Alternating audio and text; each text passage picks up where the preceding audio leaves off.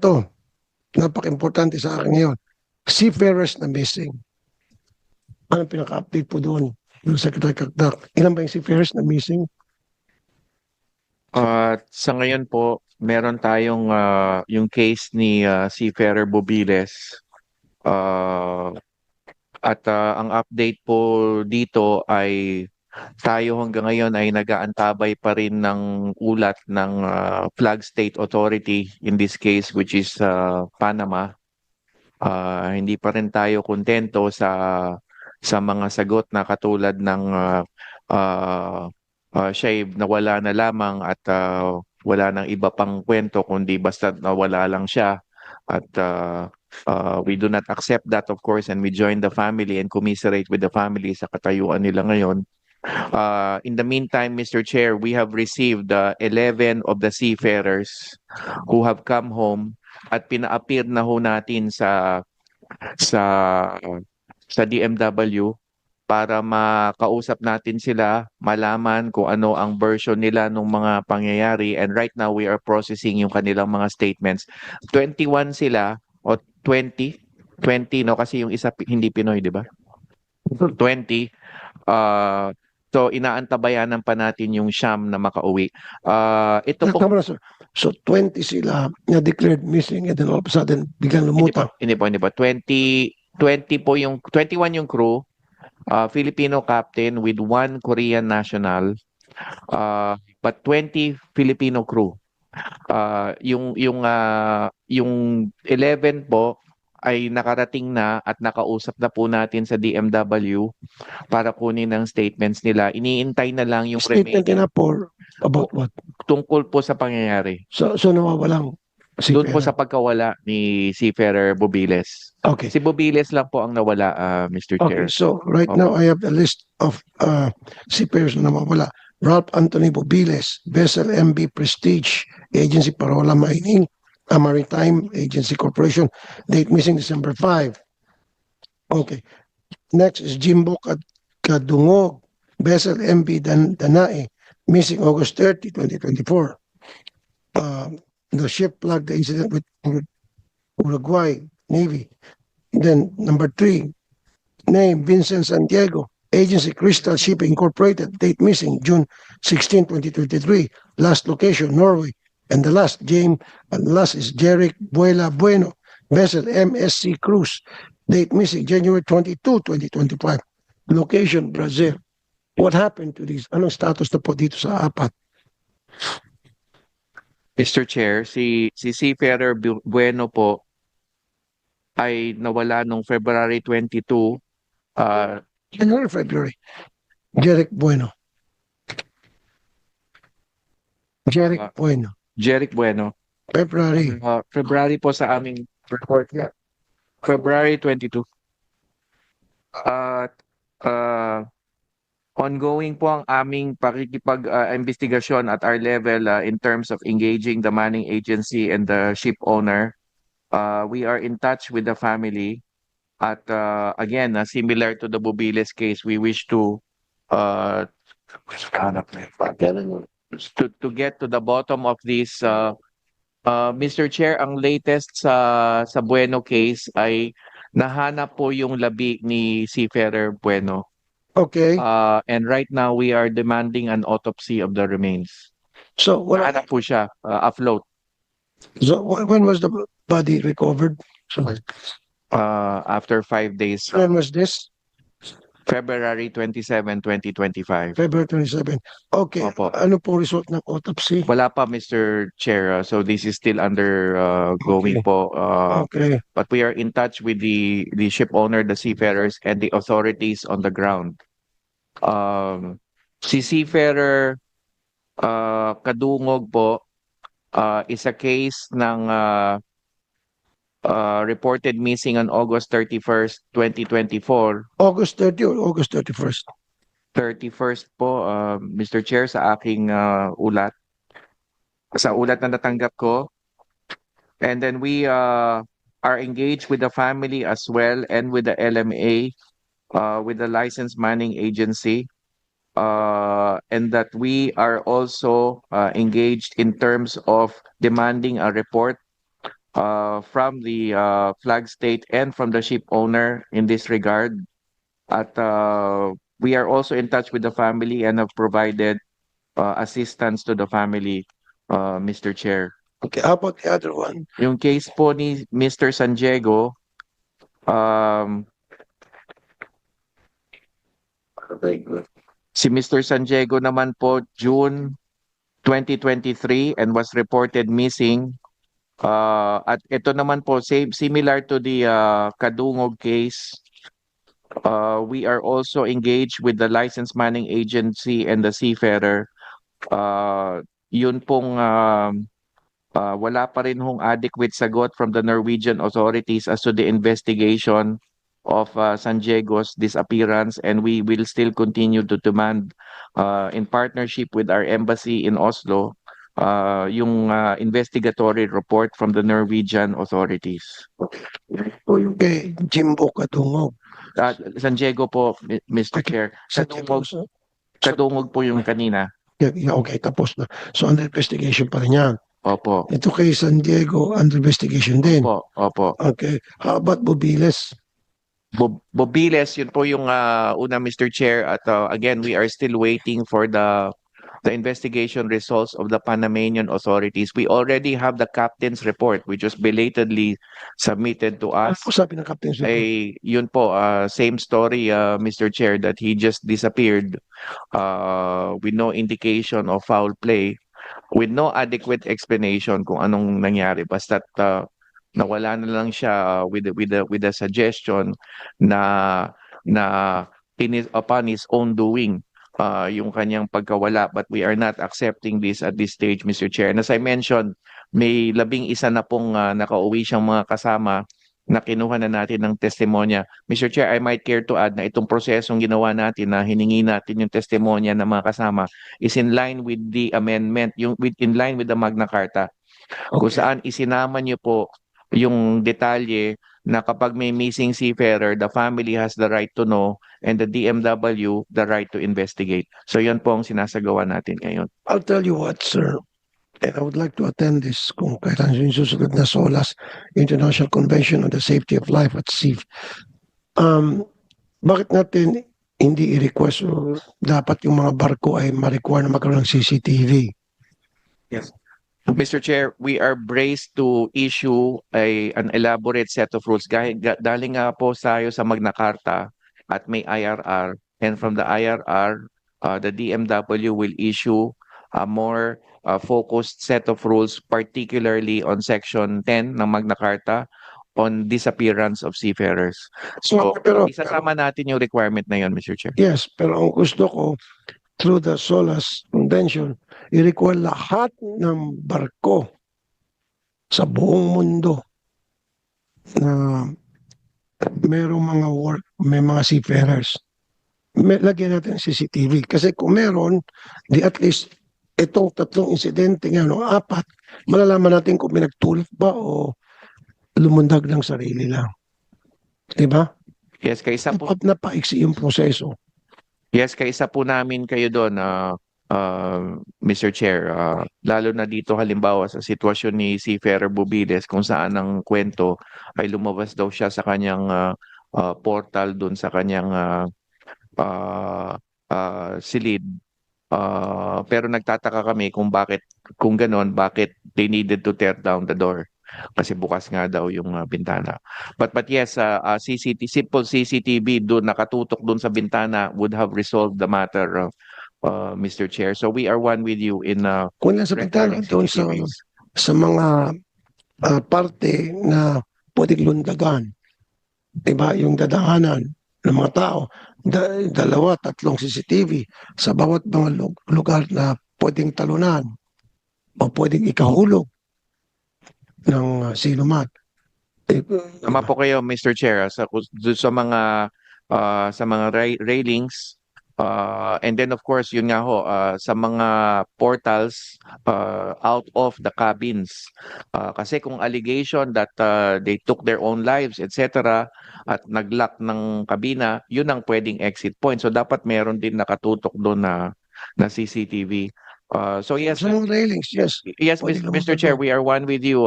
We have long advocated for this matter. And as I said, we will include this in the rules with respect to the matter on disappearance of seafarers. Kailan bang susunod na SOLAS convention na mangyari?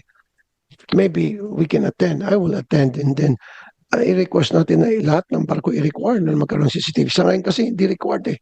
May mga barko na wala mga CCTV. Of course, para yung mga cruise ship, pero yung mga cargo vessels, hindi sila required. Yes po, sa larangan ng DMW, I believe it's another government agency who handles the SOLAS representation. It might be DOTR. Pero sa DMW, Mr. Chair, ang amin ay together with the DOLE and the DFA is the Maritime Labor Convention. At nandun din nga po yung susog patungkol sa abandonment of seafarers na nasa Magna Carta rin. So we could gladly provide information, Mr. Chair, as to the next meetings of the Maritime Labor Convention, Special Tripartite Committee in Geneva. Okay, so mag-attend tayo niyan, sasama ako. Kasi ilan na apat na. Apat. And through the years, hindi lang siguro apat. Diba? Ito yung mga bago lang. Yes, meron na rin po yan nung panahon ko sa OWA. Nangyari na rin po may mga nawala mula Para malaman natin kung ano talaga nangyari. Diba? Now, nandito ba yung Marina? We have Marina here. Good morning po, Mr. Chair. Marina, since local to, I would like you to oblige to make sure na lahat ng mga barko natin dito, yung local, na magkaroon ng CCTV. I want it done. Yes po, Mr. Chair. And when will it be done? Kailan mo gagawin yon? Seryoso ako kasi recently,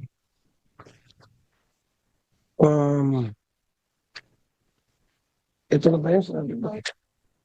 January 29, buti na lang may witness. Si Jean Boy Malipuanan, lumundag. So kung wala, buti na lang at merong eyewitness. Kung walang eyewitness doon, lilitaw na baka may nagtulak sa kanya. O napahaba yung proseso, mag-imbestiga yung Coast Guard, Navy, so maraming mga resources magagamit kasi mag-search and rescue operation. Dapat search and recovery na lang. Diba? So lahat ng barko, yung barko ng pag-aaral natin, kasi yung sa international, di natin kaya yon. May sarili silang batas doon. I-require mo lahat ng barko na maglagay ng CCTV. Doon sa mga railings, sa mga portals, sa mga bintana, mga gate na pwedeng talunan, whatever. Nang sa gayon, paano kung may nangyari, pasahero man o tripulante, malalaman natin kung ano talaga itong nangyari. Can you do that? Yes, Mr. Chair, we will raise it to the management po for proper issuance of possible MC to require po CCTVs po sa mga vessels natin. Kasi cover yun sa Magna Carta, at least itong Magna Carta for seafarers, at least itong mga domestic, kaya natin yun, di ba? Control natin yun, Secretary Hans. Pero yung mga international flagship from different countries, hindi natin sila pwedeng diktahan. Kaya dadaan tayo sa Maritime Convention, sa SOLAS. Okay. May mga complainant tayo ngayon. May nakita ko kanina, sino umpisa natin. Ladies first, kayo po complainant. Ako, sir, Si Miss Sinaida Alif. Assalamualaikum po, madam. wale, kumusta lang po, sir? Good morning po. Okay, good morning. Sige po, may reklamo po kayo, ma'am. Ako po ay nagpapasalamat lang po, sir, dito. Kaano po ng labi ni Marsa sa ngayon po. Salamat po sa tulong nyo at saka sa DMW sa mabilis na pag-aksyon at natutukan yung labi. Sa ngayon po, arrival to Zamboanga na po yung labi. Okay. Maraming salamat, Sir Rapi Tolpo and Sir Han Cagdax and Sir Arnel Ignacio sa pagtutok nyo po ng remains ni Marsa Sahibal. Sa daman po yun. Salamat po, maraming salamat. Thank you po, ma'am. At sa muli kami po nagkikiramay. Okay, ang sunod naman is si Mr. Eli Bungalon Popiles Jr., Barangay Chairman ng San Roque, Albay. Kayo, sir, may kayo kung gusto sabihin, sir. Thank you so much, Mr. Chair. Meron pa akong ginawang opening statement, if I may. Go ahead po, sir. Good morning, Honorable Chairperson and esteemed members of the Committee on the Migrant Worker. Ako po si Elias Bobelis Jr. mula sa probinsya ng Albay, Bicol, at ama ni Ralph Anthony Bobiles na isang seafarer na 3 buwanang nawawala. Una po sa lahat ay nais kong magpasalamat sa ating butihing senador, Senator Raffy Tulfo, sa agaran at napakabilis na pagtugon sa aking panawagan na kami ay matulungan sa aming problema. Nais ko din pong magpasalamat sa oportunidad na maimbitahan ng komitibang ito para makabahagi ng mga impormasyon at personal na karanasan na maaaring makatulong sa pag-iimbestiga sa mga kasong kalintulad ng sa aking anak. It all started last December 6, 2024 nang makatanggap ng balita through phone call mula sa Parola Maritime Agency ang aking manugang na nawawala daw ang aking anak. Around 10 a.m., ito huling nakita ng isa sa kanyang kasamahan sa barko. According din sa statement of facts na aming nakuha at na-confirm ang kanyang pagkawala at around 5 p.m. Nang mag-conduct ng attendance checking, napakahirap po sa pakiramdam ng isang ama ang makatanggap ng isang balita na ang iyong anak ay nawawala sa gitna ng napakalawak na karagatan. At sa malayong lugar at nadagdagan pa ito ng kawalan namin ng ideya kung ano nga ba ang dahilan ng kanyang pagkawala. Dahil sa walang malinaw na investigation report na maibigay sa amin ang Parola Maritime Agency. Kung alam lang po ninyo ang hirap ng kalooban ng isang amang public servant na nakapagbigay tulong sa iba ngunit sa sarili kong anak ay walang magawa. Ang ngumiti, magpakita ng kakatagan at magpatuloy sa pang-araw-araw na gawain dahil kailangan. Sapagkat sa iyo umaasa ng lakas at pag-asa ang iyong pamilya at ang pamilya ng iyong anak na umasa na maibibigay ang hustisyang nararapat. Kaya lahat ng maaaring pwedeng gawin at lapitan para malaman namin ang totoong nangyari sa aking anak ay ginagawa ko para mabigyang kasagutan ang mga katanungan sa aming kaisipan. Nais po namin sa pamagitan ng imbestigasyon ng committee na ito ay makakuha kami ng mga sumusunod na impormasyon at dokumento na maaring makapagbigay linaw sa pagkawala ng aking anak. Number 1, kopya ng CCTV ng barko sa araw na sinasabing nawawala ang aking anak. Number 2, audio data recording ng barko. Number 3, kopya ng submitted report ng kapitan ng barko sa mga autoridad na nakasaad na may nawawala na crew sa barko sa bawat port. Number 4, kopya ng search and rescue team na magpapatunay na talagang may naganap na 72 hours search and rescue operation ang mga autoridad ayon sa kanilang sinabi sa amin. Number 5, kopya ng result ng investigasyon ng mga autoridad sa Baltimore Port at Brunswick Port ayon sa mga ipinangako sa amin ng mga opisyal ng Parola Maritime Agency na magkakaroon ng investigasyon ang mga autoridad pagdating sa mga nasabing port. Number 6, Port Agent Report, U.S. Custom and Border Protection.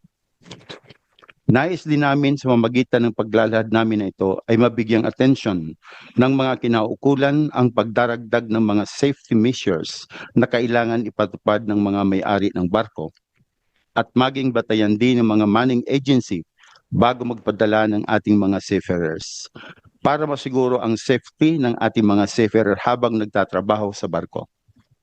Dahil hindi biro ang kanilang mga trabaho at napakalaki ng mga karagatan at malaking hamon ito. At kung sakali may mga ganitong pangyayari, hindi katulad ng mga nawawala by land. Sa pamamagitan din ng pagdaragdag ng mga security and safety measures, ay madali ang magiging investigasyon at agaran ang magiging aksyon. Kami din ay tumitindig dito hindi lamang para sa amin, bagkos maging representative din ng iba pang kapamilya ng mga seafarers na nawawala.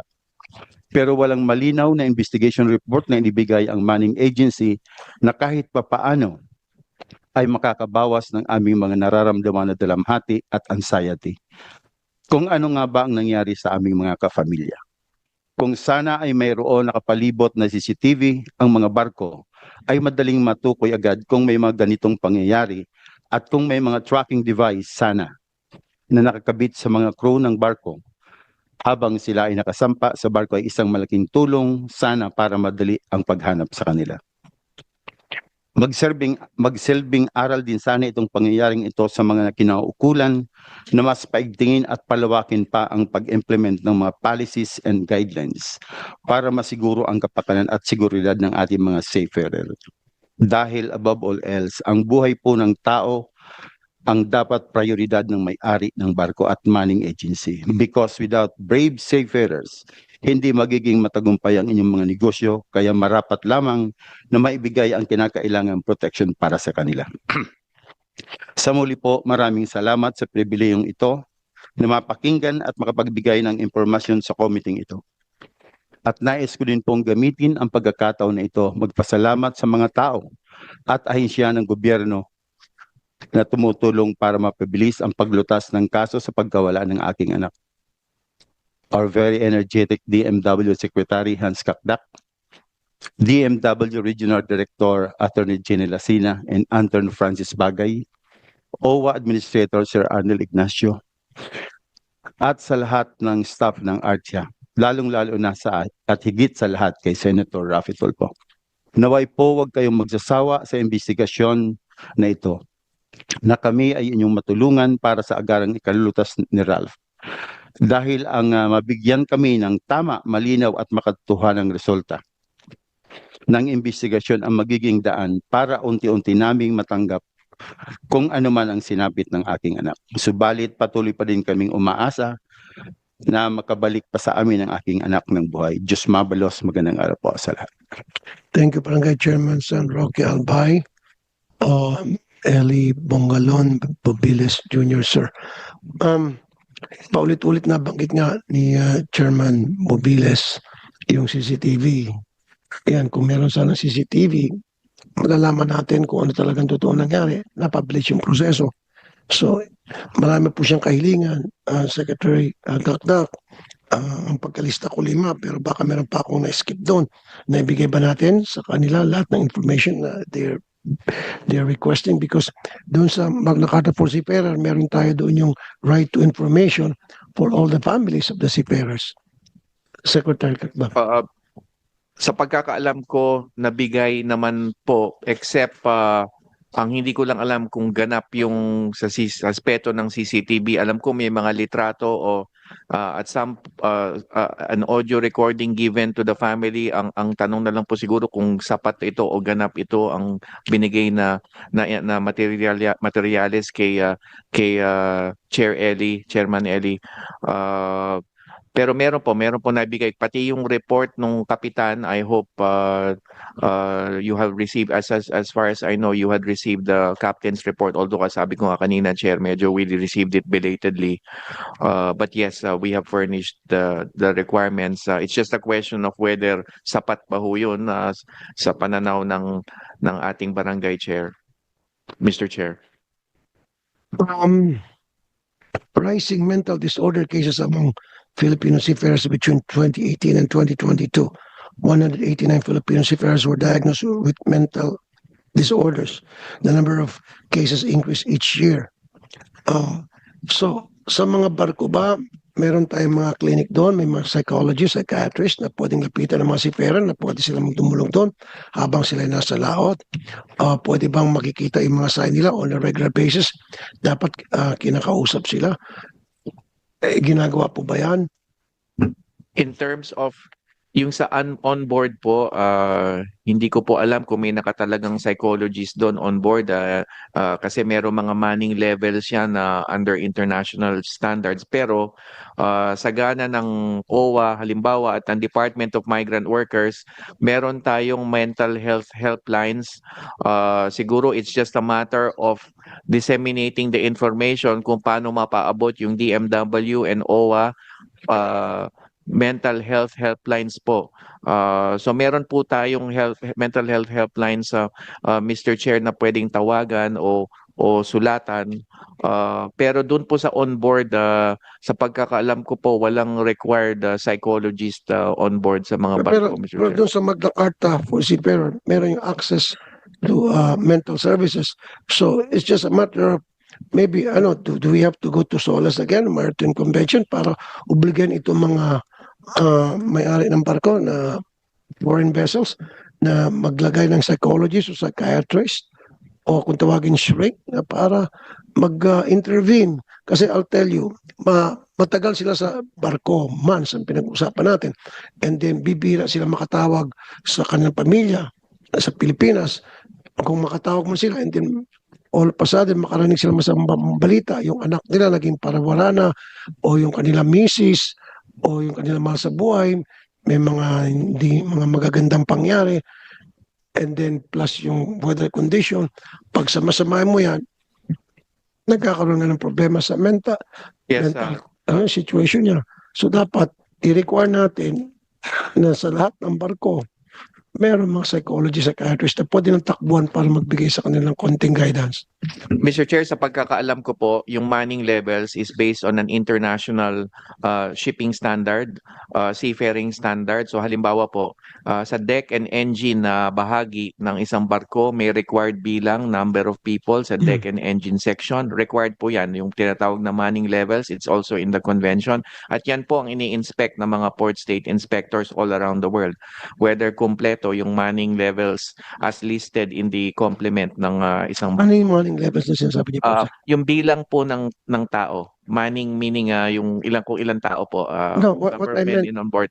Ang ibig sabihin po na dapat meron pong isang clinic o facility doon sa barko na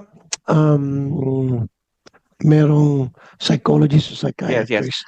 Mr. Chair, ang tinutumbo ko po ay wala po doon strictly sa manning level yung dapat na may presensya ng psychologist o somebody who has an expertise in mental health o mental wellness ng mga seafarers.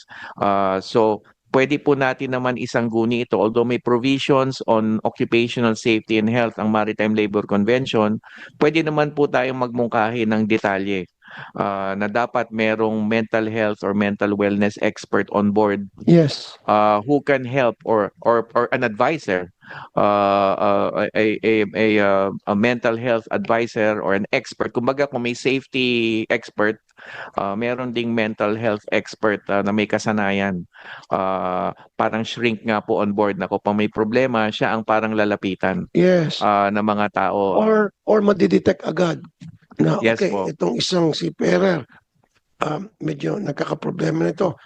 Yes And then po. every now and then dapat ini-inform yung DMW tungkol sa status ng isang seafarer natin habang nasa laot siya.